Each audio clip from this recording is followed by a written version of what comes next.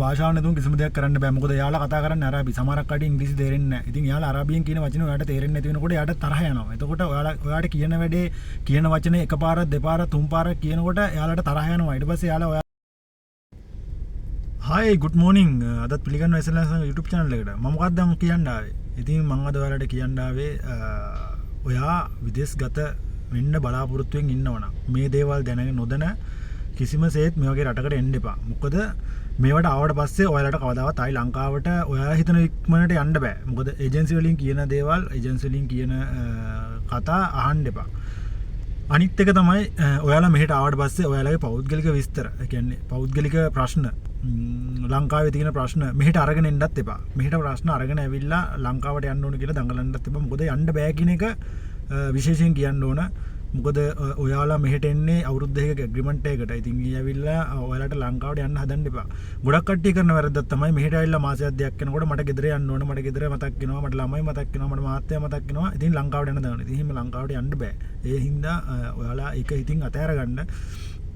අනිවාර්යෙන් ඔයාලගේ පෞල් ප්‍රශ්න තියෙනවා නම් මෙහෙට නෑවිත් ඉන්න එක තමයි ඔයාලට ඇත්තටම හොඳ. මෙහෙට ඇවිල්ලා දුක් විඳිනවට වැඩිය. ඉතින් අනිත් එක තමයි මෙහෙට ආවට පස්සේ ඇති වෙන ප්‍රශ්න තමයි ගෙවල් වල වැඩ කරන තැන ප්‍රෙස් ටයිම් වෙන කට්ටිය නම් අනිවාර්යෙන් වැඩ කරන්න පුළුවන් නම් විතරක් මේවට එන්න. මොකද මේ ගෙවල් වල වැඩ කරන්න ඕන. මේ ගෙවල් වල නිකන් ඉන්න බෑ, බබ්බුවගේ ඉන්න බෑ.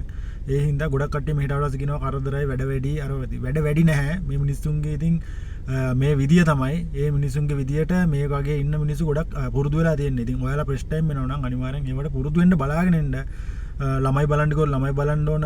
ඉතින් ඔයාලා ඒජන්සියෙන් කියන කතන්දර නෑ. මෙහෙට ආවට පස්සේ දෙන වැඩේ වලට අනිවාර්යෙන් කරන්න වෙනවා. මොකද ඔයාලව සල්ලි දීලා මේ ගෙවල් වලින් ගන්නෙ.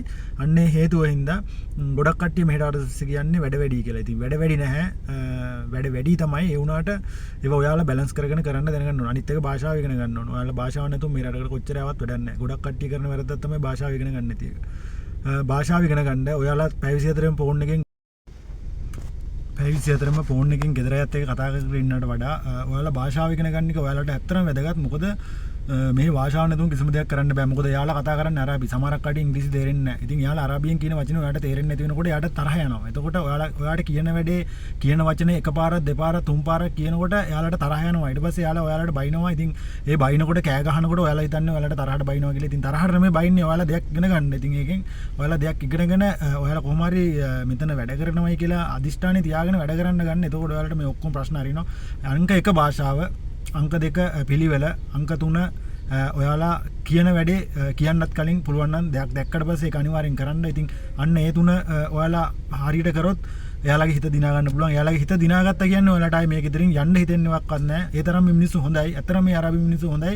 මේ මිනිස්සුන්ට ඒ විදිහට අපි ජීවත් වෙන්න ඕනේ. ඉතින් අන්න ඒ ටික දැනගෙන මිසක් දන්නේ නැත්නම් කරන්න බැරි නම් අනිවාර්යෙන් මේවට එන්නේ නැතුව ඉන්න ලංකාවෙන්. මොකද මෙහෙට ඇවිල්ලා ඉවරලා දුක් විඳිනවට වැඩිය ඔයාලා ලංකාවේ ඉඳගෙන මොකක් කර දෙයක් කරගන්න පුළුවන්. ඇත්තටම වටිනවා. මොකද ගොඩක් කට්ටිය මට තියෙන මගෙන් අහන ප්‍රශ්නයක් තමයි ලංකාවට යන සීන් එක. ඉතින් ඇත්තටම ලංකාවට යන්න බෑ. මෙහෙට ආවට පස්සේ අවුරුදු 2 ඉවර වෙනකන් ලංකාවට යන්න බෑ. එහෙම යනවා නම් ඉතින් ඔයාලට මේ කරදර තියෙනවා නම් ඔයාලට යන්න පුළුවන්. ඒක ඒ පැත්තෙන් ඔයාලට මොකක් හරි සාහනයක් ගන්න පුළුවන්. නමුත් මෙයාලට ඔයාලා යනවා නම් අනිවාර්යෙන් මෙයාලගේ ඔයාලට වේදම් කරපු ගාණ දීලා තමයි යන්න ඕන.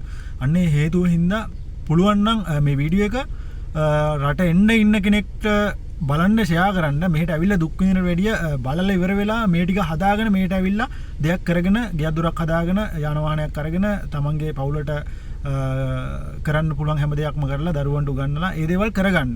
ඉතින් මම කියන්නේ එන්න එපා කියලා. එන්න හැබැයි ඒ දේවල් කරන්න පුළුවන් නම් විතරක්. මෙහෙට ඇවිල්ලා නිකන් දුක් විඳින්න එපා. ඉතින් එච්චරයි මට කියන්න ඕනේ. මේ වීඩියෝ එක හොඳයි නම් ෂෙයා කරන්න. ඔයාලගේ අදහස් කමෙන්ට් එකක් දාගෙන යන්න. අලුත් වීඩියෝ එකකින් හැමෝටම ජය වේවා.